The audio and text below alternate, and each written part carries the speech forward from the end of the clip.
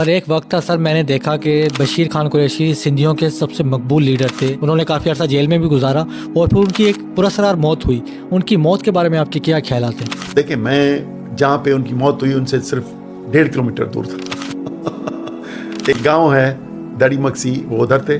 میں اپنا زمینیں ہیں، میں رہتا ہوں نواب شاہ ڈسٹرکٹ میں، جس کا بے نظیر آباد نام ہے. آپ کے دادا جی ایم سید، جن کی تصویر آپ کے بیک سائڈ پہ بھی لگی ہوئی ہے، تو انہوں نے سندھ کو پاکستان میں شامل کرنے میں اہم کردار ادا کیا. مگر پھر ایسی کیا وجہ بنی کہ اسی جی ایم سید نے سندھو دیش کا نعرہ لگایا، پاکستان توڑنے کی باتیں کی؟ آپ کیا سمجھتے ہیں؟ سائنس سے یہ سوال کیا گیا تھا کسی صحافی نے آپ کی طرح، کہ بالکل ایسے ہی تھوڑے الفاظ مختلف لیکن یہ کیا. اس نے کہا کہ جو مالی اپنا درخت لگاتا ہے اس کو کسی اور کو اس کے کاٹنے کی تکلیف نہیں ہوگی جتنی خود کرتا ہے. آپ تمام قوم پرست جماعتیں مل کر بھی ایک واحد پیپلز پارٹی کا مقابلہ نہیں کر پاتے، اس کی بنیادی وجہ کیا ہے؟ قومی جماعتوں کو، جو ہماری وطن دوست قوم پرست جماعتیں ہیں، ان کو پاکستان میں سیاست کرنے نہیں دی جاتی. پاکستان کو زبردستی چلایا جا رہا ہے پیپلز پارٹی، نون لیگ اور اپنی پیدا کردہ آرگنائزیشنوں سے اور ان کے الائی سے. سر، آپ کا نام زین العابدین شاہ صاحب ہے، اور جبکہ سندھ حکومت کے اس وقت جو وزیر اعلیٰ ہیں ان کا نام سید مراد علی شاہ ہے.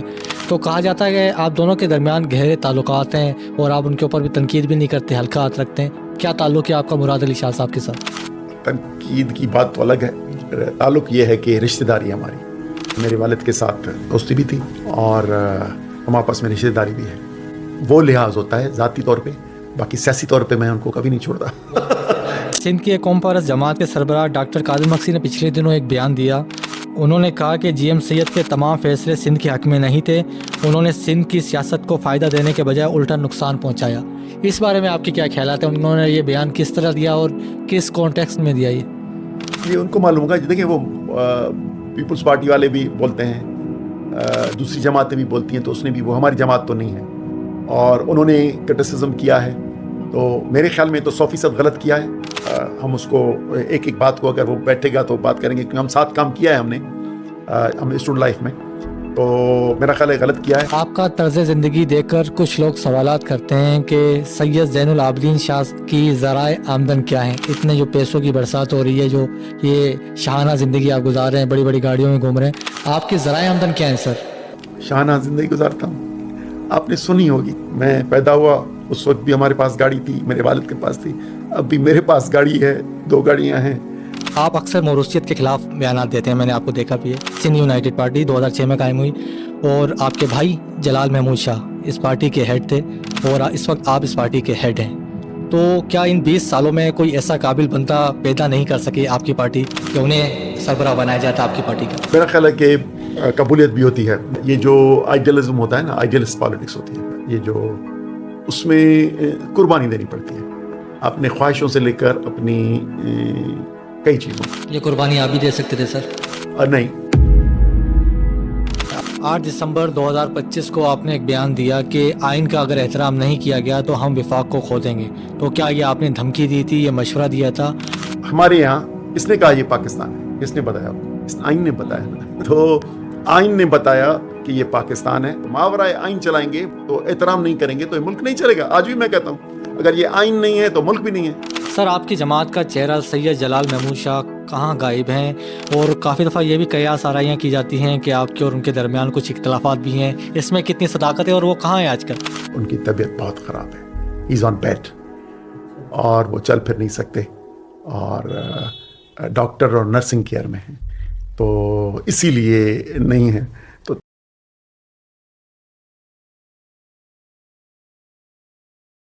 السلام علیکم، میں ہوں عرفان اسلم. آج ہمارے ساتھ ایک ایسی شخصیت موجود ہے جن کے دادا نے سندھ کو پاکستان کا حصہ بنانے میں اہم کردار ادا کیا. میں بات کر رہا ہوں سندھ میں جدید قوم پرست سیاست کرنے والے جی ایم سید کے بارے میں، اور آج جی ایم سید کے پوتے سید زین شاہ صاحب ہمارے ساتھ موجود ہیں. ہم ان سے پوچھیں گے کہ انہوں نے اپنی قوم پرست سیاست کا آغاز کس طرح کیا.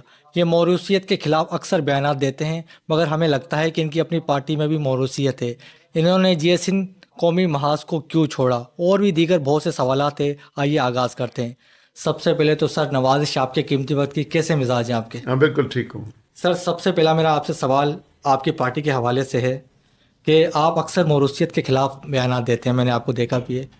آپ کی یہ جی ایس سندھ یونائٹڈ پارٹی 2006 میں غالباً قائم ہوئی، تصحیح جی ہاں، کر دیں اگر میں. Sindh United party. Sindh United party 2006 میں قائم ہوئی، اور آپ کے بھائی جلال محمود شاہ اس جی ہاں. پارٹی کے ہیڈ تھے، اور اس وقت آپ اس پارٹی کے ہیڈ ہیں.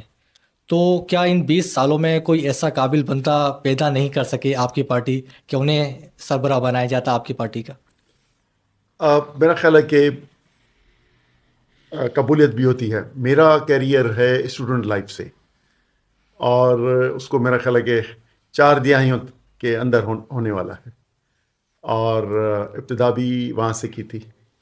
اور میں جی ایس سندھ اسٹوڈنٹ فیڈریشن، پھر جی ایس سندھ قومی محاذ، جی ایس سندھ محاذ، اور جب بھائی نے پارٹی بنائی تھی، یہ سندھ یونائٹڈ پارٹی بنی تھی، میں اس وقت اس کا ممبر نہیں تھا. تو اس کے بعد میں نے کچھ وقت کے بعد شمولیت کی. 2007 میں غالباً آپ شامل ہوئے. جی ہاں، شامل ہوا، اور دوستوں سے مشورہ کر کے پارٹی میں مشورہ ہوا. تو میرا خیال ہے کہ ان کا خیال سے جلال محمود شاہ نے ایک بہت بڑا اسٹیپ اٹھایا تھا، کیونکہ وہ پہلے اس سے آزاد الیکشن جیت کے آئے، پھر ڈپٹی اسپیکر سندھ اسمبلی بنے. بالکل. پھر وہ اس سے یہ سیکھا کہ یقینی قومی حقوق یا سندھ کے حقوق کی بات کرنا یا ان کا دفاع کرنا ٹھیک ہے، لیکن یہ مستقل نہ ہو سکے گا جب تک یہ جو مینڈیٹ، عوامی مینڈیٹ، وہ جعلی ہو یا جو بھی ہو، لیکن دنیا اس کو مانتی ہے تو ریپرزنٹیشن ہو، اور یہ جو اپرچونسٹ کلاس ہے اس کو چیلنج کیا جائے. تو انہوں نے ایک بنیاد اس پہ رکھی. ہم اس میں انڈیسائسو تھے کہ کرنا چاہیے نہیں کرنا چاہیے، لیکن انہوں نے راستہ دیا، اور میں جس جماعت میں تھا اس میں ہم نے مشورہ کیا، تو یہ فیصلہ ہوا کہ نہیں،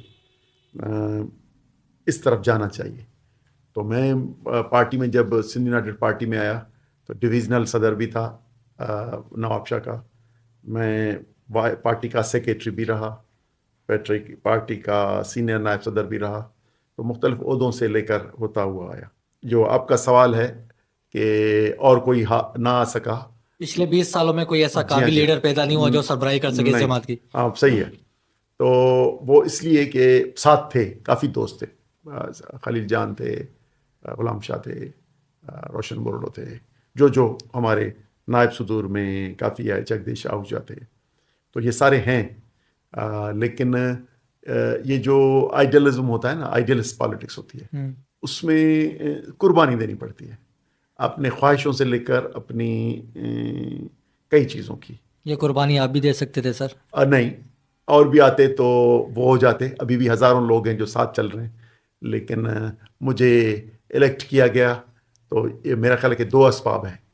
ایک تو میرا 35 سال سے زیادہ کا کیریئر پولیٹیکل، دوسرا فیملی کے ایشوز آتے ہیں، سوسائٹی میں ایکسیپٹیبلٹی زیادہ ہوتی ہے، فیملی. تو شاید وہ بھی ریزن ہو.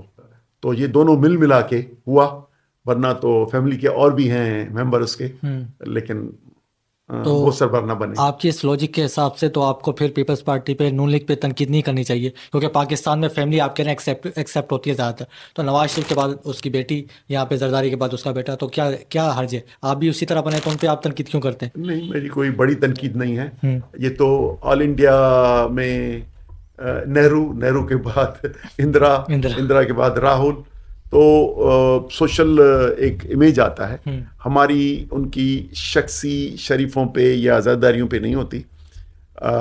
ہمارا زیادہ ٹارگٹ ہوتا ہے کہ یہ دونوں جماعتیں جو پیدا ہوئی ہیں، یہ فوج کے اس میں سے آئی ہیں.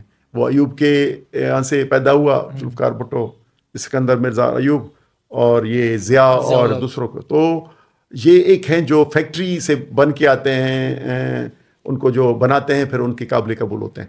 یہ پالیٹکس پاکستان میں رائج ہے. اور دوسری سیاست یہ ہے جو اصولوں کی یا نظریات کی یا ایمانداری کی، جن میں سائن جی ایم سید تھے، عبدالصمد اچکزئی، خان غفار خان، اور بھی پنجاب میں بھی تھے میاں افتخار، کافی تھے پالیٹیشنز جو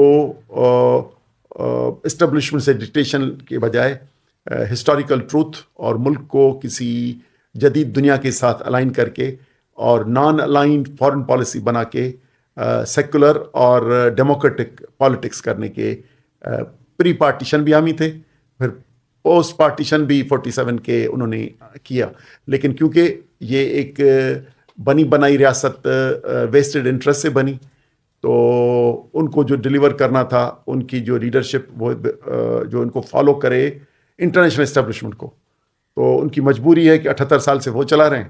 ہماری مجبوری یہ ہے کہ ہم ان کے یہاں سرنگو نہیں کرتے، تو اسی لیے پالیٹکس کے دو دھارا ہیں. سر، سندھ میں قوم پرست سیاست ناکام کیوں ہے؟ آپ تمام قوم پرست جماعتیں مل کر بھی ایک واحد پیپلز پارٹی کا مقابلہ نہیں کر پاتے، اس کی بنیادی وجہ کیا ہے؟ پہلے سوال میں نے جواب دیا ہے، اور قومی جماعتوں کو جو ہماری وطن دوست قوم پرست جماعتیں ہیں، ان کو پاکستان میں سیاست کرنے نہیں دی جاتی. پاکستان بنا، پیپلز آرگنائزیشن بنائی، غفار خان، صمد اچکزئی، سائیں جی ایم سید نے، تو ان کو قیادت پاکستان کی اس وقت زندہ تھی پوری، 48 میں اندر کر دیا 6 سال کے لیے. اس کے بعد ایوب آیا، ماشاء اللہ لگی، 10 سال اندر کر دیا. تو ہم نے تو یہ جو آئیڈیالوجی ہے اس کو نہ اسٹیبلشمنٹ مانتی ہے اور ان کو کرش کرتی ہے. ایک ریزن یہ ہے. دوسرا، سندھ کے پس منظر سے 72 کے بعد نیشنلسٹ پالیٹکس نے الیکشنز میں لینا ڈراپ کر دیا کہ یہ 73 کانسٹیٹیوشن یہ غلامی کا آئین ہے اور ہم اس میں ہمیں کچھ ملنا نہیں ہے، اور ہیجمنی ہے ادھر ایک صوبے کی، اور اس کے پیچھے ایک طاقتور ادارہ ہے، تو اس ملک میں رہنا نہیں ہے. تو پوری جی سندھ 72 کے بعد 73 سے جی سندھ محاذ بنا یا وہ، تو ہم اسی پہ رہے کہ ہم پاکستان کی آئیڈیالوجی سے بیس کریں. پاکستان کثیر القومی ملک ہے جو مختلف وحدتوں نے بنایا ہے، یہ لوگوں کے ذہن میں ڈالیں.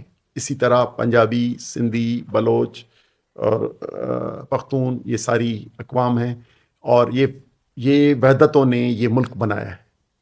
پاکستان کے یہ ایڈمنسٹریٹو یونٹس نہیں ہیں، پاکستان کے یہ فیڈریٹنگ یونٹس ہیں جنہوں نے بن کے فیڈریشن بنائی ہے. اس کو بنیادی خاکے میں قبول نہیں کر رہے، یہ 73 کانسٹیٹیوشن میں بھی نہیں ہے اور آج بھی نہیں قبول کر رہے، جس کی وجہ سے ہمیں مسائل تو اسی لیے سندھ کو علیحدہ وطن ہونا چاہیے، یعنی الگ ملک ہونا چاہیے. تو ہماری تقریباً 3 دہائیاں سے بھی زیادہ اسی میں گزری. ابھی بھی کافی آرگنائزیشنس ہیں جو اس پہ ہی کام کرتی ہیں. تو اب ہم نے یہ آرگنائزیشن بنائی ہے اور اس پہ کام کر رہے ہیں. لوکل باڈیز تک تو ہمیں کچھ نہ کچھ ایسا آ جاتا ہے، اسپیس مل جاتا ہے، کیونکہ وہ بہت لوکل ہوتا ہے. 200-400 ووٹ سے کاؤنسلر بن جاتا ہے، 2-4 ہزار سے چیئرمین بن جاتا ہے. تو ابھی بھی ایک ٹاؤن کمیٹی، 7 چیئرمینس ڈسٹرکٹ کاؤنسل سے ممبرس کچھ ہیں ہمیں. لیکن جو میرے والد، میرے چچا یا میرے بھائی ممبر بنے تو وہ سارے بنے انڈیپینڈنٹس. تب وہ پولیٹیکل پارٹیز نہیں تھیں، وہ انڈیپینڈنٹ بنے. تو اب ہم اس کے لیے کوشش کر رہے ہیں. تو میرا خیال ہے کہ ہمیں یقین ہے کہ پاکستان کو زبردستی چلایا جا رہا ہے پیپلز پارٹی، نون لیگ اور اپنی پیدا کردہ آرگنائزیشنوں سے اور ان کے الائی سے. تو یہ ملک چل تو نہیں رہا. اب سیاست پہ جب اسٹیبلشمنٹ کا آزاد الیکشنز کی طرف جائے گا اور ادھر جائے گا، تو میرا خیال ہے کہ جنرل الیکشنز کی طرف جائیں گے تو ہمیں بہت امکان ہے کہ ہم اپنی جگہ لے لیں گے. کیونکہ ہمیں جو تھوڑا اسپیس ملتا ہے 10-20% بیمانی کر کے وہ ٹھپے لگا کے چینج کر دیتے ہیں، پیپلز پارٹی کو جتا دیتے ہیں، پیپلز پارٹی کو یا کسی دوسری جماعت کو کر دیں گے. تو جب ہمیں اگر ہماری مجبوری یہ ہے کہ جب تک 80% ہمیں ملے تو شاید پھر جا کے جیتیں گے، 55% پہ ہمیں جیتنے نہیں دیں گے. سر، اب اس وقت ملک میں ایک اور آئینی ترمیم لانے کی بات ہو رہی ہے جسے 28ویں آئینی ترمیم کہا جا رہا ہے، اور کہا جا رہا ہے کہ اس آئینی ترمیم میں مزید صوبے بنائے جائیں گے. تو آپ اس ترمیم کو کس نظر سے دیکھتے ہیں، اور واقع میں اگر یہ ترمیم قومی اسمبلی سے منظور ہو جاتی ہے تو پھر آپ کا کیا لاہ عمل ہوگا آئندہ کا؟ دیکھیں، پاکستان کے کانسٹیٹیوشن میں 73 کانسٹیٹیوشن میں کریشن آف نیو پروونسز کی کوئی کلاز ہے ہی نہیں. آلٹریشن آف باؤنڈریز کی ہے 239(4) کہ کوئی صوبے، 2 صوبے کسی علاقے کو ایک دوسرے کو دینا چاہیں یا اس میں. تو اس صوبے کی 2/3 پرونشل اسمبلی اس کو کر سکتی ہے، اس میں آلٹریشن کر سکتی ہے، کنسرن 2 صوبے. تو اب یہ اگر کلاز لانے کی کوشش کریں گے کہ یہ اختیار قومی اسمبلی کو ملے، اب یہ کرنا چاہتے ہیں، ابھی صوبے بنانے کی بات نہیں ہو رہی، ابھی یہ ہے کہ قومی اسمبلی میں ایک کلاز ڈالا جائے کہ کریشن آف نیو پروونسز کا اختیار قومی اسمبلی کو ملے. اب اس کی طرف جانے کی کوشش کریں. میرا خیال ہے کہ ملک کو فائدہ نہیں ہوگا، کیونکہ پہلے جب پاکستان، وہ ہمارے پیدا ہونے سے پہلے کی بات ہے، لیکن 54 میں یہ ہوا کہ اتنے صوبے زیادہ ہیں اور انتظام سنبھالنا مشکل ہے، اتنی زیادہ اخراجات ہوتے ہیں، تو ایک صوبہ بنا جائے اور ویسٹ پاکستان بن گیا 54 میں. چلیں وہ تجربہ ہوا. اگر اب بن جاتا ہے تو آپ کیا کریں گے؟ میں یہ کہتا ہوں تو اب وہ تجربہ ہوا. اب کہہ رہے ہیں کہ نہیں، بہت بڑے صوبے ہیں، ان کے یہ کرنا چاہیے. ہماری تاریخی وحدتوں کو نہیں مانیں گے تو پاکستان کے خلاف سب صوبوں میں نفرت بنے گی، اور یہ نسلوں کی نفرت کا رسک اسٹیبلشمنٹ کو نہیں لینا چاہیے. ہم ان کی ربر اسٹیمپ اسمبلی جس نے 26ویں آئینی ترمیم، 27ویں آئینی ترمیم اور اب 28ویں لانا چاہتی ہے، تو 26ویں اور 27ویں کو بھی تباہ کن ہے، جس نے عدلیہ کی بنیادیں ہلا دی ہیں. اور جو ٹرائکوٹامی ہوتی ہے جمہوریت کی، جس میں ایگزیکٹو، لیجسلیٹو اور جوڈیشری ہوتی ہے، تو جوڈیشری کی بنیادیں ہلا کے لیجسلیٹو کو ربر اسٹیمپ بنا کے اکیلی سول ملٹری بیوروکریسی رول کر رہی ہے. اب یہ بھی شوق پورا کر لے. اگر یہ کریں گے تو ہم تو اپنی جینے مرنے کی جدوجہد تک کریں گے. کیا کریں گے؟ اپنی حکمت عملی تو نہیں بتائیں گے، لیکن یہ میں سمجھ رہا ہوں کہ ایسے فیصلہ ملک کے لیے فائدہ نہیں ہوگا. یہ سیاسی عدم استحکام ایسا بنے گا جو ملک کی فیڈریشن کے لیے نقصان کار ہوگا. 8 دسمبر 2025 کو آپ نے ایک بیان دیا کہ آئین کا اگر احترام نہیں کیا گیا تو ہم وفاق کو کھو دیں گے. تو کیا یہ آپ نے دھمکی دی تھی یا مشورہ دیا تھا، یا آپ وفاق کو کیسے کھوئیں گے اگر آئین کا احترام نہ کیا گیا تو؟ ادھر ہمارے یہاں کس نے کہا یہ پاکستان ہے؟ کس نے بتایا آپ کو؟ اس آئین نے بتایا. Constitution of Pakistan. تو آئین نے بتایا کہ یہ پاکستان ہے، اور اس میں شہریوں کے حقوق یہ ہیں، صوبوں کے حقوق یہ ہیں، اور فیڈریشن کا یہ کنٹرول رہے گا. اس کے یہ ادارے ہیں. جب اس کو پچھلے 4 سال سے پھینکا جا رہا ہے، پھینکا اس لیے جا رہا ہے کہ سپریم کورٹ نے آرڈر کیا کہ الیکشنز نہ ہو سکیں، 10 مہینے اسٹیبلشمنٹ نے نہیں کرائیں، حکومت نے نہیں کرائیں، کوئی پوچھنے والا نہیں ہے. اور اب ابھی بھی اگر کانسٹیٹیوشن کا احترام نہیں کریں گے اور out of ways rubber stamp جعلی الیکشنز کے تھرو 2024 میں 8 فروری کو جعلی الیکشنز کے تھرو جو اسمبلی آئی، وہ اس میں بھی اعداد و شمار پورے نہیں ہوئے، تو کئی پی ٹی آئی کے لوگوں کو نااہل کر کے اور ان کو نکال کے اور یہ جو اسمبلی بنائی ہے اس سے 26ویں 27ویں ترمیمیں کی ہیں. تو یہ خود ہم سمجھ رہے ہیں کہ غلط ہے. تو یہ جو آئین کو اگر ماورائے آئین کام چلے گا، کیونکہ زرداری نے جو کینالز بنائے کا آرڈر کیا وہ بھی ماورائے آئین تھا، اس کا اختیار ہی نہیں. تو ماورائے آئین چلائیں گے تو احترام نہیں کریں گے تو یہ ملک نہیں چلے گا. آج بھی میں کہتا ہوں اگر یہ آئین نہیں ہے تو ملک بھی نہیں ہے. اس لیے بہتر ہے کہ احترام کریں، اور اس میں جو پبلک کی سہولت کے لیے جو معاملات ہوں وہ کریں، اور اس کو اس جعلی اسمبلی کے تھرو چھیڑیں ہی نہ. سر، آج کل آپ کی پاکستان تحریک انصاف کے ساتھ قربتیں بہت بڑھ رہی ہیں. یہ قربتیں بڑھنے کی بنیادی وجہ کیا ہے؟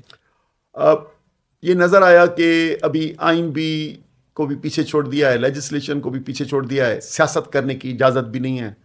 144 سندھ میں بھی ہے، اور پورے پاکستان میں سیاست کرنے کی اجازت نہیں دی جاتی. جب پاکستان ایک فیڈریشن ہے اور اس میں سیاسی پارٹیاں کو بنانا اور تحریر و تقریر و اجتماع کا حق ہے، لیکن یہ سلیکٹو ہے.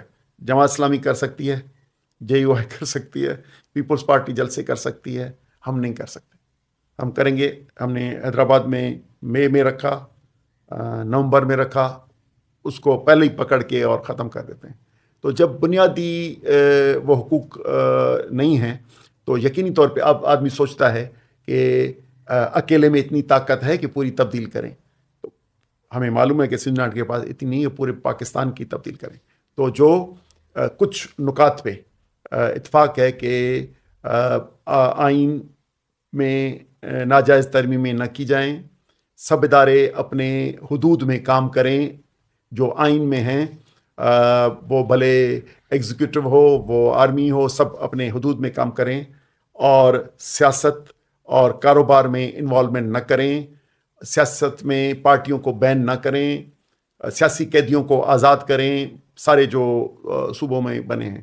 تو یہ سارے ہیں, اور اس میں بڑا جو ناجائزی کی گئی ہے اگر پورے ملک میں کہیں تو وہ تحریک انصاف کے ساتھ کی گئی, اور عمران خان کو اور اس کے ساتھیوں کو جعلی کیسز میں ڈال کے, عمران خان ہو, یاسمین راشد ہو, عمر ایوب ہو, کتنے نام لیں جتنے نے, تو ان کو آزادی ہو اور یہ جعلی کیسز ختم کیے جائیں. تو ہمیں جو منیمم پوائنٹس پہ مشورہ کر کے الائنس بنا, اور اس میں محمود خانہ چکزئی چیئرمین ہیں, اور اختر مینگل, راجہ ناصر عباس, سنی اتحاد کونسل, یا مختلف جماعتیں ہیں, 5-6 جماعتیں ہیں. جو 6 جماعتوں نے اتفاق کیا, ہمیں بھی انہوں نے دعوت دی. ہم نے پارٹی میں فیصلہ کیا کہ یا حکومت کو اگر صحیح سمجھیں تو ہم اس کی فیور کریں. تو پتہ چلا کہ یہ حکومت ہی ناجائز, اور شفاف الیکشنی نظام بھی نہیں ہے, اور شفاف الیکشن کمیشن, شفاف الیکشنز کرنا اور سیاست کی آزادی کے لیے اور اپنے وسائل کو محفوظ کرنے کے لیے ہمیں الائنس بنانا چاہیے. اس لیے ہم نے ان کے ساتھ تحریک تحفظ آئین پاکستان کا الائنس میں ہم شامل ہوئے ہیں. تو جب شامل ہوئے ہیں تو پھر قربتیں تو بڑھیں گی, قربتیں بڑھیں گی, اور وہ نہیں ہے خوشیوں کی, نہیں ہے تکلیفوں کی. جو چیز جب ساتھ تکلیفوں میں ساتھ چلنے کا فیصلہ کیا ہے, تو میرا خیال ہے وہ تکلیفوں میں جو ساتھ ہوتا ہے وہ محبت کچھ زیادہ ہی ہوتی ہے. صحیح. سر آپ کہہ رہے ہیں کہ 8 فروری 2024 کے الیکشن جعلی تھے, بوگس تھے, تو پاکستان میں عمومی طور پہ یہی تاثر ہے کہ واقعی میں یہ بات بڑی حد تک درست ہے, مگر کیا 2018 کے الیکشن شفاف تھے؟ پاکستان کے سویلین رول اور ملٹری رول ہوتا ہے, مارشل آتا ہے یا سویلین رول ہے.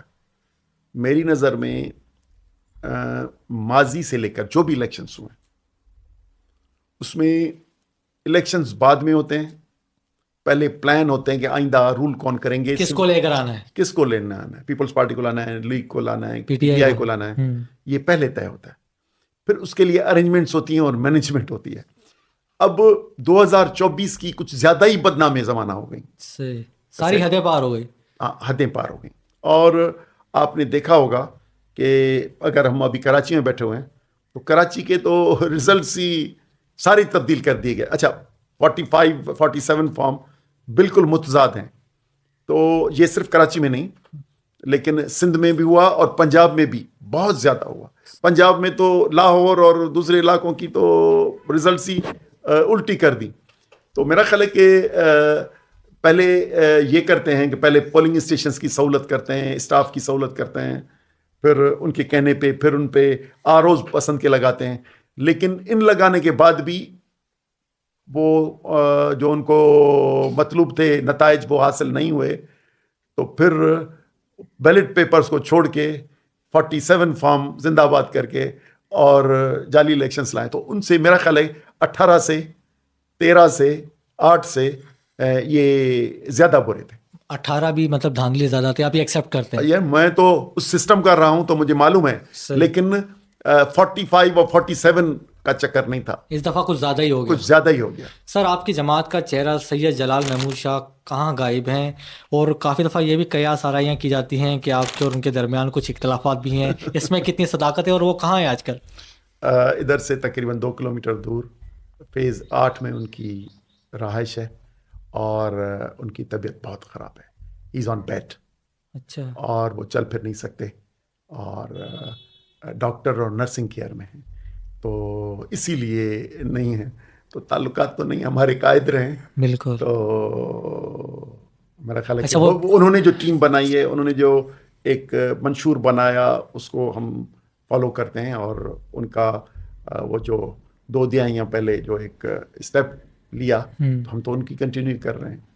نہیں، اختلافات کو تو کوئی بات ہی نہیں. بالکل اس کی یہ اختلافات اس وجہ سے خبریں آتی ہیں کیونکہ وہ نظر نہیں آتے. آپ نے بالکل کلیئر کر دیا اور اللہ پاک انہیں صحتیابی عطا فرمائے. اس وقت وہ بیمار ہے، کافی علیل ہے، اور اس وجہ سے آپ پارٹی کے سربراہ اس وقت آپ ہی ہیں. جی ہاں، وہ نہیں، وہ ویسے بھی میں اگر صدر تھا تو پارٹی کے چیئرمین وہ تھے. اچھا، آج بھی وہ ہیں. صحیح، آج بھی وہی ہیں. پارٹی کے چیئرمین وہ ہیں، لیکن صحت مند نہیں ہیں اور بیڈ پہ ہیں. تو اس صورت میں عملاً پارٹی سب کو چیزیں دیکھ رہا ہوں میں. آپ کو سر، آپ کے دادا جی ایم سید، جن کی تصویر آپ کے بیک سائڈ پہ بھی لگی ہوئی ہے، تو انہوں نے سندھ کو پاکستان میں شامل کرنے میں اہم کردار ادا کیا. مگر پھر ایسی کیا وجہ بنی کہ اسی جی ایم سید نے سندھو دیش کا نعرہ لگایا، پاکستان توڑنے کی باتیں کی؟ آپ کیا سمجھتے اس؟ سائنس سے یہ سوال کیا گیا تھا کسی صحافی نے آپ کی طرح، کہ بالکل ایسے ہی تھوڑے الفاظ مختلف لیکن یہی کیا. اس نے کہا کہ جو مالی اپنا درخت لگاتا ہے اس کو کسی اور کو اس کے کاٹنے کی تکلیف نہیں ہوگی جتنی خود کرتا ہے.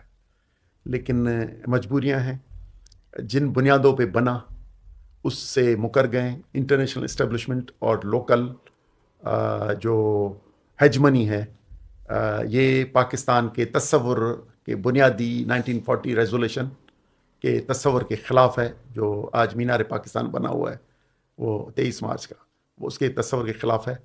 اور 1943 مارچ میں انہوں نے سندھ اسمبلی میں قرارداد ڈالی. آپ یہ خود ڈالیں، پاکستان کے لیڈران اور ہیں پولیٹیکل، لیکن لیجسلیٹو لیڈر جی ایم سید ہے پاکستان کریشن کا، جنہ نہیں ہے، لیاقت نہیں ہے، اور ان کا آئیڈیا بھی نہیں تھا. یہ آئیڈیا ہی انہوں نے کریٹ کیا کہ تھرو لیجسلیشن کیسے کیا جائے. اس سے پہلے تو مختلف جگہوں پہ جلسے کرنا اور مختلف میٹنگز کرتی تھی. یہ ان کی کریٹو لیجسلیٹو آئیڈیا جو سندھ اسمبلی میں پاس ہوا، اس کے بعد یہ آیا کہ کیا کرنا ہے. ایک چیز. دوسرا کہ 45-46 کے بعد پلان چینج ہو گیا. یہ ہم نے جو ملک حاصل کیا، یہ دوسری ورلڈ وار 2 جیتنے کے بعد انگلینڈ اور امریکن وہ فاتح ہو کر آئے. پھر انہوں نے جو تصور تھا پورا پاکستان کا، اس کو تھرو کر کے جناح اینڈ کمپنی اور دوسروں کو بٹھا کے کہا کہ اب اپنی اسٹیبلشمنٹ بھیجی کہ اب یہ ایک بفر اسٹیٹ بنے گا جو رشیا کو روکے گا، کامن ویلتھ کا ممبر بنے گا. یہ ہمیں اس وقت سی پورٹ ایک ہی تھا، کراچی بھی دے گا، اڈے بھی دے گا، اور اپنی ہیومن پاور، مین پاور یعنی افواج، وہ اسی کامن ویلتھ اور اس میں ڈلے گا. اور یہ ایک سیکیورٹی کے لیے ان کے لیے بینیفٹ ہوگا. اور یہ ارینجمنٹس کر کے 46 اور 47 میں یہ بنا. یہ ابھی تاریخ کے پیپر سب ظاہر ہو چکے. نہیں تو جی ایم سید جو سوچ رہے تھے وہ کون سا پاکستان تھا؟ وہ کتنا بڑا؟ وہ 40 کانسٹیٹیوشن، اور اس میں یہ تھا کہ جو ممالک اس بلاک میں شامل ہوں، جس میں مسلم میجورٹی ہو، دوسرے اس میں، تو یہ ایک فیڈریشن بنے. اور اس میں کون سی جوائن کرنی تھی وہ الگ، لیکن وہ تو پریکٹس ہی نہیں کی گئی. ایک لائن ریڈ کلف، سر ریڈ کلف تھا سرل، اس کو بھیجا انگلینڈ سے، جس کو پتہ بھی نہیں تھا کہ اس کا نقشہ کیا ہے. اس نے یہ پنجاب کو بھی ڈیوائیڈ کر دیا 2 حصوں میں، اور بنگلہ دیش کو بھی 2 حصوں میں ڈیوائیڈ کر دیا، اور یہ ملک بنا دیا. اور اس وقت ہماری قیادت نے مصلحتاً چپ کیا اور لے لیا. لیکن یہ جو دوسروں کے لیے بننے والا ملک، تو ہم تو 45 کے بعد 46 میں جی ایم سید، سائیں جی ایم سید اور مسلم لیگ کی جو قیادت تھی، ان میں یہ اختلافات ہونا شروع ہو گئے کہ بھائی یہ کیا کر رہے ہیں، یہ تو ہم ان کے لیے تو نہیں بنا رہے، ویسٹ کے لیے تو نہیں بنا رہے. تو ہمیں ادھر کے اپنے جو پولیٹیکل لوگ ہیں ان کو لانا چاہیے.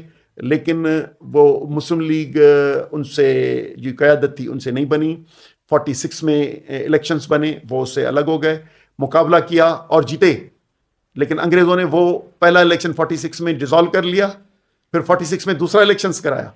پھر اس میں دھاندلی زدہ جو الیکشنز ہیں نا، جو ابھی جو آپ دیکھ رہے ہیں، یہ اس وقت کی کہانی ہے. 46 کی الیکشن 2، ایک سال میں 2 الیکشنز، اور ارینجمنٹ کر کے اور بنایا. تو اور کن کو لائے؟ جو خان بہادر سر جو ان کے لائل تھے، ان کو ٹکٹس دلا کے، ان کو پتا ہے کہ وہ انگریزوں کے بھی تھے فالوور، اور یہ ہمیں فالو کریں گے. اور اس دن سے پاکستان بنا ہے. اس کے بعد سے وہی سلسلہ چلا آ رہا ہے. تو سائیں جی ایم سید کی جو اختلاف تھا ہم سمجھتے ہیں کہ وہ اصولی تھا, اور جس میں ڈالا ہے وہ پرانی بات کو چھوڑ دیں. 78 سال کے بعد آج تک ہم دوسروں کی جنگوں میں, وہ افغانستان میں 2 جنگیں ہوئی ہوں یا پیس کیپنگ فورس کے نام سے, کبھی یورپ بھیج دیتے ہیں, کبھی افریقہ بھیج دیتے ہیں, کبھی کدھر بھیج دیتے ہیں.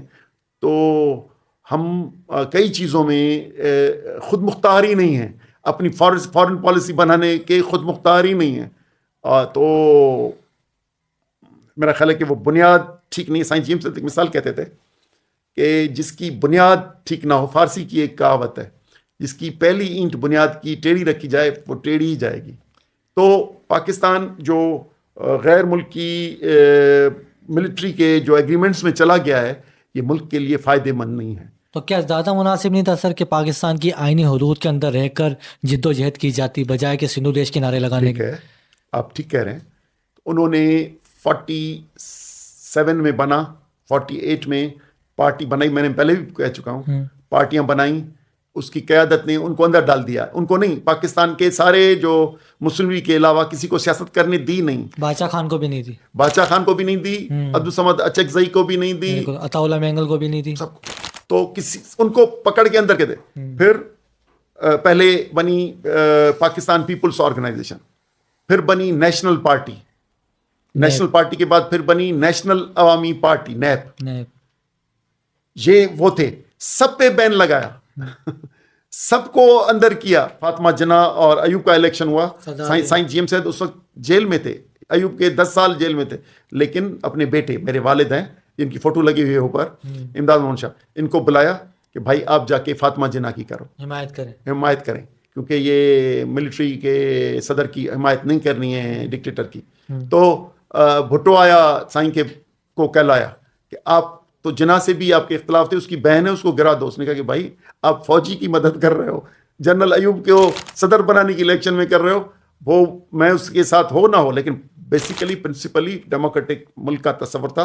اور تو سائیں جی ایم سید نے 47 سے لے کر 72 تک پورے آپ کہیں 25 سال پیور ڈیموکریٹک سیاست کرنے کی کوشش کی. لیکن یہ جو ادھر کی سسٹم ہے ان کو 3 دہائیوں تک بندی رکھا. اسی وجہ سے پھر وہ سندھو دیش کے نعرے لگانے پر مجبور ہے. وہ سمجھ رہے تھے کہ اب جب ہمارے وسائل محفوظ نہیں ہیں, ہماری جغرافی محفوظ نہیں ہے, اور ہماری فیڈریشن کا جو تصور ہے بنیادی, اس پہ پاکستان نہیں چلا رہے, تو پھر ہم نے فیصلہ جو کیا شاید غلط کیا, اس لیے الگ کی بات کی. لیکن کبھی بھی ہمیشہ نان وائلنٹ رہے. اور جو الیکٹرل سسٹم تھا اس میں آپ کو بتاتا ہوں, جی سندھ حصہ نہیں دیتی تھی, لیکن سندھ قومی اتحاد 88 میں حصہ لیا, تو انہوں نے کہا اپنے ورکرز کو خود نہ کھڑے ہوں لیکن ان کی حمایت کریں. اور جو بھی الیکشنز ہوتی تھیں تو کہتے تھے ہمیں پرم سیاست کرنی ہے اور ملیٹنسی اور اس کی طرف نہیں جانا. یہ بھی ایک رائٹ ہے. آج بھی دیکھیں, اسکاٹ لینڈ میں ریفرینڈم ہوا, وہ نہیں جیتے, وہ علیحدگی کے لیے تھا. کینیڈا میں ایک صوبہ ہے تو اس میں فرینچ اسپیکنگ ہے, انہوں نے ریفرینڈم کیا. تو یہ عام حق ہے, کوئی رہنا چاہتا ہے, کوئی نہیں رہنا چاہتا, تو اس کو غدار اور وہ اس میں تو کوئی بات ہی نہیں. بالکل, میرا اگلا سوال اسی سے جڑا ہوا تھا. سر آپ اس وقت پاکستان کی آئینی حدود میں رہتے ہو, جد و جہد کر رہے ہیں, آپ کے منہ سے ہم نے کبھی بھی سندھو دیش کے اس طرح کے نعرے وغیرہ کی باتیں نہیں سنی, جبکہ لوگ آپ کے دادا کے بارے میں کہتے ہیں کہ وہ باغی تھے, وہ غدار تھے. اس بارے میں آپ کی کیا رائے ہے؟ بات سنو, میں نے کیونکہ سائیں جی ایم سید کی 2 خوبیاں بڑی تھیں, وہ مجھے فائدہ ہوا. ایک تو وہ ہر چیز لکھتے تھے, تو وہ جو بھی لکھ کے گئے ہیں تو کوئی بات کرنے کی ضرورت نہیں ہے. ان کی ڈائریز بھی ہیں 40-50 لکھی ہوئی ہیں. تو ایک تو یہ ہے کہ لکھی ہوئی ہیں. دوسرا میری خوش قسمتی کہ میں ان کے ساتھ بچپن میں 10-15 سال 20 سال ہوش کے بھی رہا, تو میں نے ان کا پورا کریکٹر دیکھا. تو میں سمجھتا ہوں حب الوطنی سندھ ہزاروں سالوں سے ایک وطن رہا ہے, جس پہ مختلف وقت میں زیادہ وقت آزاد رہا ہے, مختلف وقت میں غلامی میں بھی رہا ہے. کبھی الیگزینڈر نے حملہ کیا تھا, پھر ایرانیوں نے حملہ کیا تھا, پھر عربوں نے حملہ کیا تھا, چیچنس جو کہلاتے ہیں لیکن ارغون اور ترخان, انہوں نے حملہ کیا. تو مختلف وقتوں میں قبضے میں بھی رہا ہے. ہمیشہ آزادی لی ہے. تو یہ کوئی بڑی بات نہیں ہے. پاکستان تو 78 ایئرس پہلے بنا ہے. جس وقت پاکستان بنا اس وقت UN کے ممبر 50 تھے, اب 200 کے لگ بھگ ہو گئے. بالکل. تو یہ ایسے ہی بنتے ہیں. کوئی ہم یہ چاہتے ہیں کہ یہ پاکستان فیڈریشن کے طور پہ, ریئل فیڈریشن کے طور پر بنا جائے, اور سندھ ناٹ پارٹی اس کو کہتے ہیں کہ یہ اپنے وسائل کا اپنا کنٹرول ہو, شہریت کا اپنا کنٹرول ہو, پاسپورٹ پاکستانی ہو, اور پاکستان کی فیڈرل سسٹم جو ہے ٹیکسز سے چلائیں, لیکن وسائل صوبوں کے ہوں, اور یہی بنیاد ہے پاکستان بننے کی. اگر آپ اس سے مکر رہے ہیں, آپ بنیادوں کو چھیڑ رہے ہیں اور طاقت کے زور پہ کر رہے ہیں, تو یہ غلط کر رہے ہیں. تو اسی لیے ہم ود ان کانسٹیٹیوشن اور آپ آئین کے اندر ہے تو جدوجہد ہمارے 2 جدوجہدیں ہیں. ایک یہ کہ جو چھنے ہوئے حقوق ہیں جو وفاق نے لے لیے ہیں, مرکز نے لے لیے ہیں, ان سے واپس لیں, وہ بھی پولیٹیکل جدوجہد سے. دوسرے جو ملے ہوئے حقوق ہیں, ہمیں پروونشل گورنمنٹ ہے, نیچے لوکل گورنمنٹ ہے, ان کو ناانصافی اور بےایمانی کے ساتھ چلایا جاتا ہے, تو انصاف اور ایمانداری کے ساتھ چلائیں. تو یہ ہمارے دونوں پروجیکٹس ہیں. تو اب دیکھتے ہیں کہاں تک پہنچتے ہیں. سر, تو دیگر جو جماعتیں ہیں, جو علیحدگی پسند جماعتیں جو پاکستان نہ کھپے کا نعرہ لگاتی ہیں, جیسے کہ بشیر قریشی صاحب تھے, تو یہ جماعتیں کہتی ہے کہ ہم ہیں اصل فالوور GM سید کے, جبکہ آپ ان کے پوتے ہیں, آپ کے والد ہیں, آپ کے بھائی ہیں, آپ ان کے خاندان سے تعلق رکھتے ہیں, آپ پاکستان کے آئین میں رہتے ہوئے جد و جہد کریں, جبکہ یہ جماعتیں پاکستان کے آئین کو بھی نہیں مانتی اور سندھو دیش بنانے کی باتیں کرتی ہیں. دیکھیں, at the end of day آپ چاہتے کیا ہیں؟ اپنے لوگوں کی ترقی, خوشحالی اور تحفظ. ہم سمجھتے ہیں کہ دنیا تبدیل ہوئی ہے, اور اس میں ہمیں موجودہ حالات میں لوگوں کے ساتھ جن کے ہم حقوق کی بات کرتے ہیں, جن کی ترقی کے, جن کے تحفظ کی بات کرتے ہیں, تو ان کی شمولیت ہو. وہ موجودہ فریم ورک میں رہ کے اگر حقوق حاصل کر سکتے ہیں تو ہم اس کی طرف جائیں. At the end of day ان کا یہ کہنا ہے, دوسری جماعتوں کو جو سیسیشنسٹ ہیں, وہ یہ کہتی ہیں کہ ادھر حقوق ملنے ہی نہیں ہیں, جیت کے بھی آئیں گے تو آپ کو دبایا جائے گا. نہیں, حکومت ڈیزالو کر دیں گے. وہ پھر مثالیں دیتے ہیں کہ بنگال میں کیا ہوا, بنگال جیت کے آیا, اس کو الگ کر دیا لیکن حکومت نہیں دی. نیشنل عوامی پارٹی کی عطاءاللہ مینگل کے ساتھ کیا ہوا, نیپ بنی, نیشنل عوامی پارٹی کی حکومت بنی, اور اختر مینگل کی حکومت بنی تھی. تو یہ سائڈ ڈیزالو ہو جائیں گے. ان کا یہ ہے, ان کے ایک بڑے طاقتور لاجک ہے. لیکن ہم سمجھتے ہیں کہ ہر کوئی اپنا راستہ اختیار کرتا ہے. وہ چاہتے ہیں کہ علیحدہ ہو, تو قوم جب چاہے گی تب ہوں گی چیزیں. لیکن ہماری ترجیح یہ ہے کہ ملک کے اندر رہ کے اور ملک کو کہ ترقی کو, لیکن ترقی بھی کرائیں اور محفوظ بھی, اپنے فیڈریٹنگ یونٹس کو مضبوط بھی بنائیں اور اس میں ترقی لائیں. پر ایک وقت تھا سر, میں نے دیکھا کہ بشیر خان قریشی سندھیوں کے سب سے مقبول لیڈر تھے. میں 2008, 9, 10 کی بات کر رہا ہوں, اور مطلب لاکھوں سندھی ان کو فالو کرتے تھے, ان کے پیچھے آتے تھے, ریلیاں نکالتے تھے اور سندھو دیش کے نعرے لگاتے تھے. انہوں نے کافی عرصہ جیل میں بھی گزارا, اور پھر ان کی ایک پراسرار موت ہوئی.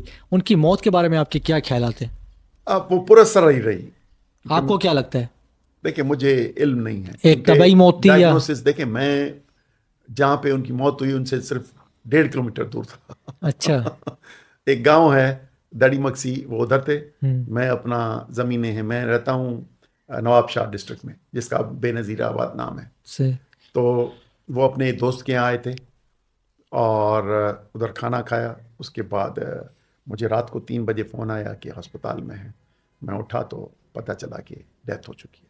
ڈاکٹر سے میں نے پوچھا, جو امیجیٹ ڈاکٹر تھا, اس نے کہا کہ اس کے پلس ختم ہوئی اور ڈیتھ ہو گئی. اب وہ اس وقت ڈائگنوز نہیں ہوئی تھی کہ کیا ہے, لیکن امیجیٹلی تو اس وقت تو مجھے یہ لگا کہ ہارٹ اٹیک ہے یا کچھ ہے. لیکن پھر ان کے ورثا اور دوسرے دوستوں نے اس کے لیے اپلیکیشن ڈالی اور پوسٹ مارٹم کی باتیں کیں, دوسری چیزیں کیں, تو یہ اختلافی رہا. اور پھر انہوں نے کہا کہ یہ رپورٹس جو ہیں, یہ جو سازش کی گئی ہے, کہیں کھانے میں یا پینے میں کہیں ان کو دے دیا. اب یہ ثابت نہ ہو سکا, لیکن یہ پراسرار رہا ہے. اس لیے میں خارج از امکان بھی نہیں کہہ سکتے کہ نہیں ہوا, لیکن میں کسی حقائق تک پہنچ نہیں سکا. نہیں، پچھلے دنوں میں ان کے بیٹے کے بھی سن میں نے ویڈیو دیکھی، وہ شاید غالباً یہ کہہ رہے تھے کہ جہاں انہوں نے کھانا کھایا ہے تو ان کا کوئی قریبی دوست ہی ان کے اس قتل میں ملوث ہے، وہ تو اس کو قتل کہتے. میں تو کہہ رہا ہوں نا، وہ 1.5 کلومیٹر پہ تھا اور ان کے یہاں وہ 30 سال سے رہتے تھے. اچھا، یعنی جب بھی اس علاقے میں آتے آنا جانا ان کے پاس ہی ہوتا تھا. تو کیونکہ پورے دن میں یا کسی 2 دن پہلے کہیں ہوا ہو تو مجھے معلوم نہیں، لیکن سیدھا یا تو وہ الزام لگائیں کہ سکرن میں کھایا کھانا وہ اس میں تھا یا کسی دوسرے ضلع سے آئے وہاں سے ہوا، تو اب ان کا کہنا جو ہے وہ خود ہی بتائیں گے، مجھے زیادہ معلوم. سر، بحریہ ٹاؤن میں 2021 میں ایک احتجاج ہوا تھا، ایک پرامن احتجاج تھا، مگر پھر وہ پرتشدد ہو گیا اور اس میں مقدمات قائم کیے گئے، اس میں آپ کا بھی نام تھا، بعد میں آپ کو گرفتار بھی کیا گیا. تو آپ نے ایک پرامن احتجاج کو پرتشدد کیوں کیا؟ یہ تو میرا سوال ہے. ہم نے مختلف سیاسی جماعتوں نے اور غیر سیاسی جماعتوں نے، ادھر کے انڈیجنس لوگوں نے، ٹھٹا اور کراچی، اس کے ان کا پرامن احتجاج تھا کہ ڈیولپمنٹ جو بھی ہو، لیکن جبر طور پہ اس وقت یہ ہو رہا تھا کہ بحریہ ٹاؤن کے مالکان اور سندھ حکومت لوگوں کو جن سے لیتی تھی ان کے کاغذات پہلے ہی بنوا لیتی تھی جعلی، اور جوتے مار کے اٹھا دیتی تھی، ڈنڈے مار کے اس کو اٹھا دیتی تھی. تو اس کے خلاف ایک ری ایکشن آیا کہ آپ کس سے خرید تو سکتے ہیں لیکن جبر نہیں کر سکتے، اور وہ بھی ان لوگوں سے جو ہزاروں سالوں سے ادھر رہ رہے ہیں. تو وہ جو سسٹم تھا اس کے خلاف ایک پرامن احتجاج تھا. پاکستان پیپلز پارٹی کے کچھ ایجنٹس تھے یا کوئی ان کے کوئی اور تھے، انہوں نے یہ مینیج کی آگ لگانا، بحریہ ٹاؤن کے گیٹ کو آگ لگائی گئی. گیٹ کو آگ لگانے کی حکومتی پلان میں نہیں کرائی ہے. آپ اور میں آج چلتے ہیں، 2 دن میں آپ کو دیتا ہوں، ہم دونوں نہیں جلا سکیں گے اس کو. اچھا، اگر کوئی پولیس بھی ہمیں تنگ نہ کرے. آپ کیسے لگا سکتے ہو کسی گیٹ کو آگ؟ بتاؤ. کوئی وہ تو نہیں تھی، پلاسٹک کا تو نہیں تھا گیٹ کوئی بنا، تو کیمیکلز کی بنائی ہوئی کی کہ یہ جو آ رہا ہے، کیونکہ اس کے پیچھے موجودہ پریزیڈنٹ اور سندھ گورنمنٹ تھی اور پبلک کا ریئیکشن ریئل تھا اور وہ بہت بڑا تھا.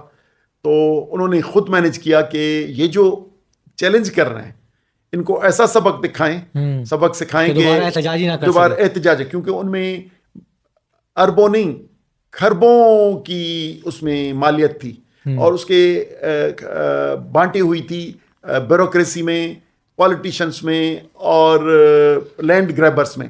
تو انہوں نے ایسے ہی، میں آپ کو صرف میڈیا کی بتاتا ہوں، اس احتجاج کے لیے ہمارے دوست میڈیا کو کہنے گئے کہ آپ بھی آئیے گا کراچی پریس کلب. صحیح. تو انہوں نے اس وقت ان کو بتایا کہ ہم اس کے خلاف رپورٹنگ نہیں کر سکیں گے، اگر کی بھی تو فوٹو نکالیں گے اور یہ کہیں گے کہ کسی بلڈر کے خلاف کوئی عوامی مظاہرہ. انہوں نے سمجھا کہ 2-4 ہزار کا ہے. تو یہ جب لاکھوں جمع ہونا شروع ہوئے اور رات تک بڑا ہونا تھا، تو یعنی میڈیا کا کوئی چینل لکھنے کے لیے تیار نہیں تھا کہ ہم یہ نیوز بھی نہیں دیں گے. انہوں نے ایمانداری سے بتایا، اچھا، کیونکہ وہ ہمارے اخباروں کو، ہمارے ٹی وی چینلز کو پیسے دیتے ہیں اور اشتہار دیتے ہیں، اور ہمیں منع کیا ہوا ہے حکومت کا کہ ان کے خلاف نہ. کون دیتے ہیں، ملک ریاض یا آصف علی زرداری؟ دونوں. سمجھو اب ان کے کوئی ریپرزینٹیو ہوں گے، لیکن وہ ہمیں پیسے دیتے ہیں تو ہم نہیں چلا سکیں گے. اچھا، جب انہوں نے آگ مینیج کی تو جیسے ہمیں دہشت گرد اور حملہ آور اور شرپسند کر کے اتنی بڑی نیوز چلی کہ، اور پہلے 29 پھر 3 32 کیسز کیے دہشت گردی کے، مجھ پہ کیے رابری کے.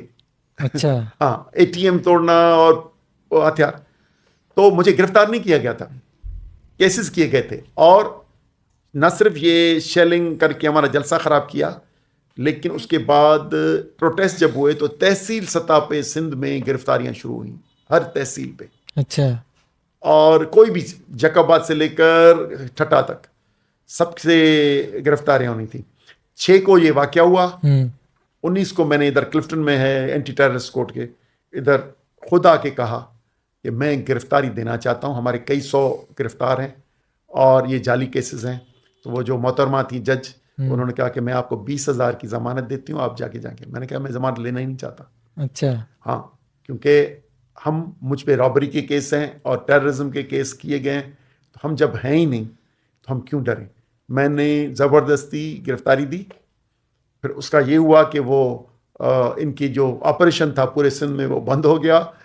150-200 جو بند ہوئے تھے ان پہ کیسز چلے اور وہ سارے جھوٹے سبب ہوئے. کیونکہ اگر وہ آگ کا پیچھا کرتے ہیں کس نے لگائی تو کس پہ تہمت لگائیں. یہ کیمیکل کا کوئی لا انفورسنگ ایجنسی لگا سکتی ہے, پولیس لگا سکتی ہے, کوئی عام آدمی آگ بھی نہیں لگا سکتا. آپ کہہ رہے تھے کہ وہ پورا من احتجاج تھا, حکومت کی میری بھگت سے اس کو پرتشدد دکھایا گیا.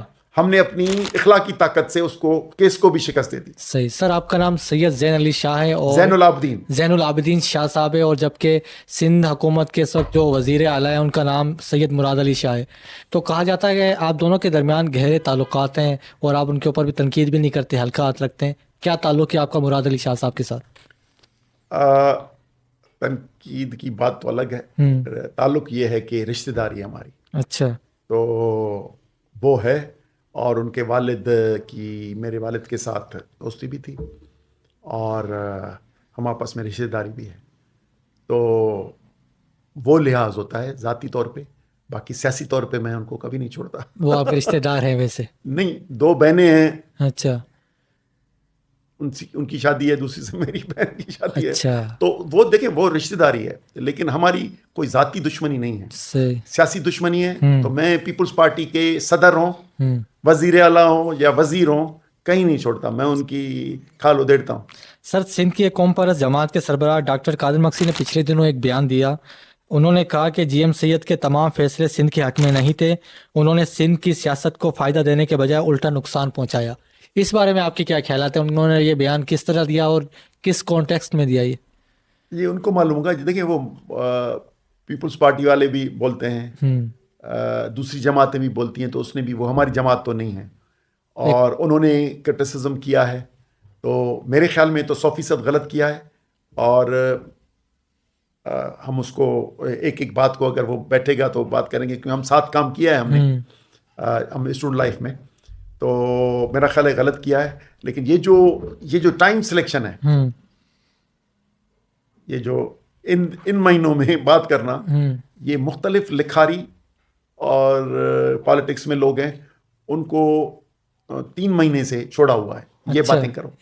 تو آپ کو اور بھی فیس بک پہ بھی دکھاؤں کہ کئی کو لگایا ہوا ہے. اچھا. تو یہ اس مہم کا حصہ بنے, مجھے افسوس ہوا, لیکن کیونکہ وہ الگ جماعت ہے تو ہم اس کو کہہ کچھ نہیں سکتے. سر, سندھی قوم پرستوں پہ الزام لگتا ہے کہ یہ سندھ میں رہنے والی 2 مستقل قوموں کے درمیان ہمیشہ نفرت کا پرچار کرتے. کیا آپ کی قوم پرست جماعت دیگر قوم پرست جماعتوں سے مختلف ہے, اور آپ کی رائے کیا ہے؟ یہ 2 قومیں جو مستقل اس صوبے میں رہتی ہے, آپ بھی انہی قوم پرستوں میں شامل ہیں جو ان کو لڑواتے ہیں, نفرت کا پرچار کرتے ہیں, یا آپ چاہتے ہیں کہ امن اور بھائی چارے کے ساتھ دونوں قومیں مل کر رہیں؟ دیکھیں, آپ کو علم نہیں ہے, آپ چھوٹے ہیں. میں اسٹوڈنٹ تھا 80s میں, تو ایم کیو ایم اس وقت لیڈنگ جماعت تھی اردو اسپیکنگ کی. وہ سارے سائنس جی ایم صاحب کے پاس آتے تھے. اچھا. اور محبت اور عقیدت کے انداز سے, ایسے نہیں. اور سائنس جی ایم صاحب مستقل جو آبادیاں ہیں ان کو ساتھ چلانے اور ایک قوم اور ایک ملک کی بات کرتے تھے. اور سائنس جی ایم صاحب اس پہ کیا کہوں کہ انہوں نے اس بھائی چارے کو ایسے چلایا کہ 1984, 85, 86 یہ ساری قیادت جلسوں میں آتی تھی ہمارے پروگراموں میں. یہ پھر اسٹیٹ اسپانسرڈ سندھیز اور اردو اسپیکنگ انڈیویجولس تھے. وہ کچھ یونیورسٹیوں میں سندھی بھی تھے لڑکے, ان کو بھی اسپانسر کیا, اور ادھر نان سندھی بھی تھے. انہوں میں پھر یہ 87 سے فتنہ کیا, کیونکہ 87 میں ادھر ایک بہت بڑا سیاسی محاذ بنا سندھ قومی اتحاد. تو اس میں بھی, اس بننے کے بعد بھی ان کی جماعت دوسرے دوست آتے تھے کہ ہم بات کریں. اور سائنس جی ایم صاحب نے جب یہ الائنس بن رہا تھا تو سندھ قومی اتحاد نام رکھیں یا سندھی قومی اتحاد رکھیں, تو سائن نے کہا سندھ قومی اتحاد. سندھ میں جو رہتے ہیں یہ سب ایک پورے صوبے میں رہتے ہیں, تو ان سب کے تحفظ کی بات. تو جو ایک مستقل رہائشی سندھ کے جو 47 سے پہلے رہتے اور ان کی اولادیں، اور وہ لوگ جو حادثے میں، جو اس کے ملک کے بننے کے حادثے میں جو لاکھوں لوگ مائیگریٹ کر کے آئے، تو اس وقت ان کے پوائنٹس میں بھی بنائے کہ 1954 تک آنے والے لوگ سب کو ہم سندھی سمجھتے ہیں، تو مختلف زبانیں بولتے ہیں. دیکھیں سندھ میں قومی زبان سندھی ہے، لیکن سندھ میں بولنے والے بلوچی بھی بولتے ہیں، مارواڑی بھی بولتے ہیں، بروکی بھی بولتے ہیں، اور سرائکی بھی بولتے ہیں، پنجابی بولتے ہیں. یہ کوئی پاکستان بننے کے بعد نہیں، پاکستان بننے سے پہلے کی بات ہے. نہیں سر، آپ کیا وجہ سمجھتے ہیں کہ 78 سال گزرنے کے باوجود بھی دونوں قومیں متحد کیوں نہیں ہو سکی؟ دیکھیں یہ پہلے تو مراعات یافتہ تھی، تو ایک سینس بنایا، پھر مختلف الائنسز بنائے، جس طرح 60s کے آخر میں 70 کے آخر میں ایک محاذ بنائے کہ اینٹی سندھی محاذ بنائے. پھر یہ سندھی اور اردو اسپیکنگ لوگوں کی جب یہ قربت 80s میں بہت زیادہ ہو گئی، تو پھر خون کی ہولی کھلائی. 30 ستمبر 1 اکتوبر یہ کیا تھا؟ یہ 2 دن کی اسٹوری ہے جس میں کچھ لوگوں نے حصہ لیا اور وہ جو محبت نفرت میں تبدیل ہو گئی. تو جس طرح میں نے آپ کو بتایا نا کہ پلان یہ ہماری آنکھوں کے سامنے یہ دونوں ہوئے ہیں. اچھا. بحریہ کو تو ایک چھوٹا ہے، لیکن اس وقت میں اسٹوڈنٹ تھا جب یہ چیزیں چل رہی تھی. جو آپ غالباً پکا قلعہ کی بات کر رہے ہیں. پکا قلعہ تو 89 کی بات ہے. 89 یہ تو گورنمنٹ بن گئی تھی پیپلز پارٹی کی. 30 ستمبر کو عام گولیاں چلیں کراچی میں، 1 اکتوبر کو گولیاں چلیں. اچھا. کراچی میں سندھیوں قتل کیا گیا، اور ادھر مہاجر جو زیادہ رہتے تھے جس ایریا میں اردو اسپیکنگ رہتے تھے ان علاقوں پہ فائرنگ کرائی. اچھا. 2 انسیڈنٹ 20-40 لوگ لے کے اور ان کو حملہ کیا، اور ہمیں 30 سال لگ گئے اب ان کی وضاحتیں کرنے میں. تو ابھی ہم تو یہ کہتے ہیں کہ بھائی جو مختلف حادثوں میں مختلف علاقوں سے آئے، سندھ میں آ گئے، کچھ پنجاب چلے گئے، کچھ کہیں چلے گئے، تو ہم ان کو مستقل سندھ کے باعث سمجھتے ہیں اور سندھی سمجھتے ہیں. آپ تو ابھی 2 ٹرمنالوجی استعمال کرتے ہو، لیکن سندھی سمجھتے ہیں.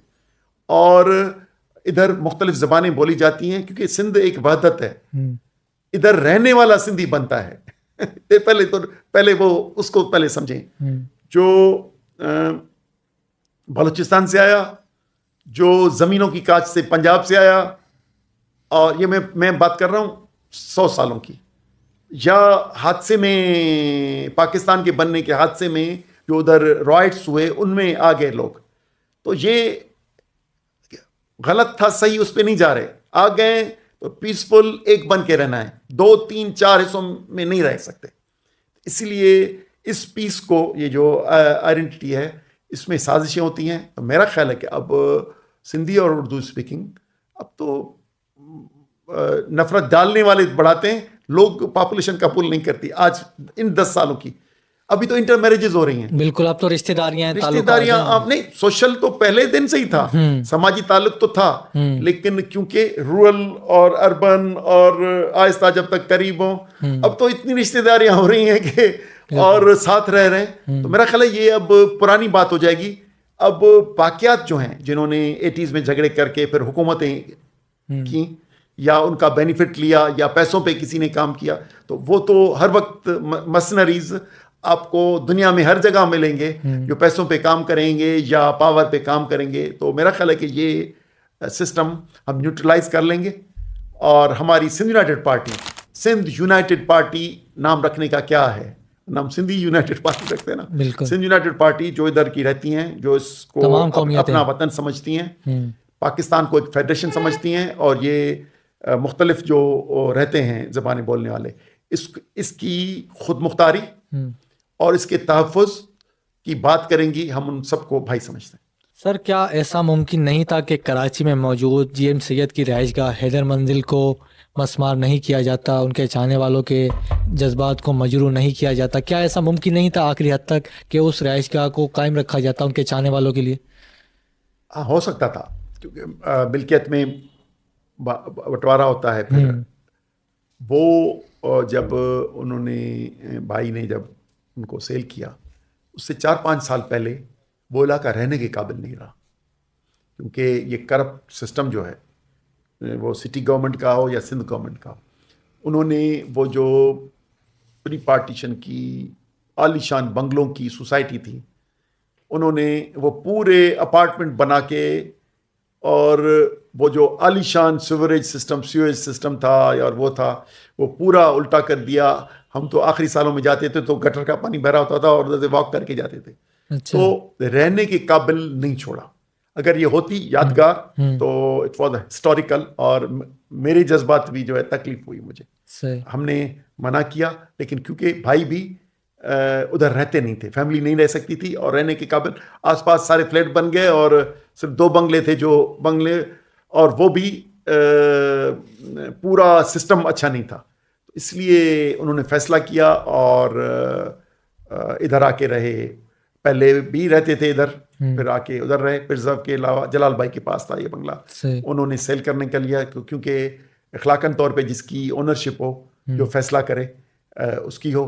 ہم نے ان کو مشورہ دیا تھا کہ نہ سیل کریں، یہ ایک ہسٹوریکل چیز ہے، پڑی رہے، رہنے کے قابل نہیں ہے، لیکن اس کو ایز اے تاریخی جگہ کر کے کچھ اس طرح ہو سکتا ہے. لیکن ہو گیا فیصلہ، اب کیا کر سکتے ہیں، اب یادداشت ہیں بس. کیونکہ میرا بچپن، میری پیدائش کراچی کی ہے، ہم بھائی بہنوں سب ادھر پیدا ہوئے ہیں، تو ہمیں تو 100 سال سے زیادہ کراچی میں ہوئے ہیں. تو ہماری ادھر سے اٹیچمنٹ یہ کہ میری پیدائش ادھر کی ہے، 7th ڈے کی، اور رہائش پوری ادھر کی ہے، تو لائف کی میموریز پوری ادھر کی ہیں. تو آپ کو جہاں رہتے ہو، اور وہ بھی ایک تاریخی شخصیت اور تاریخی فیصلے وہاں ہوئے ہیں، ملک کے بننے کے، قراردادوں کے منزل میں.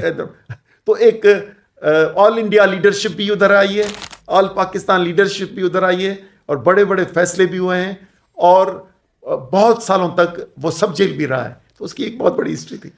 سر، آپ کا طرز زندگی دیکھ کر کچھ لوگ سوالات کرتے ہیں کہ سید زین العابدین شاہ کی ذرائع آمدن کیا ہیں؟ اتنے جو پیسوں کی برسات ہو رہی ہے، جو یہ شاہانہ زندگی آپ گزار رہے ہیں، بڑی بڑی گاڑیوں میں گھوم رہے ہیں، آپ کی ذرائع آمدن کیا ہیں سر؟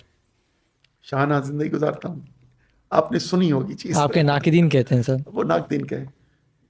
میں پیدا ہوا اس وقت بھی ہمارے پاس گاڑی تھی، میرے والد کے پاس تھی، اب بھی میرے پاس گاڑی ہے، 2 گاڑیاں ہیں، اور بالکل سادہ زندگی ہے. اور آپ میرے گاؤں آؤ تو بھی دیکھنا میری جو ملکیت ہے وہ بھی دیکھنا، اور 100% حلال کی کمائی ہے. اور ادھر پالیٹکس میں کرپشن، بیمانی، بھتہ خوری کر کے پالیٹکس میں لینڈ گریبنگ کر کے کرتے ہیں.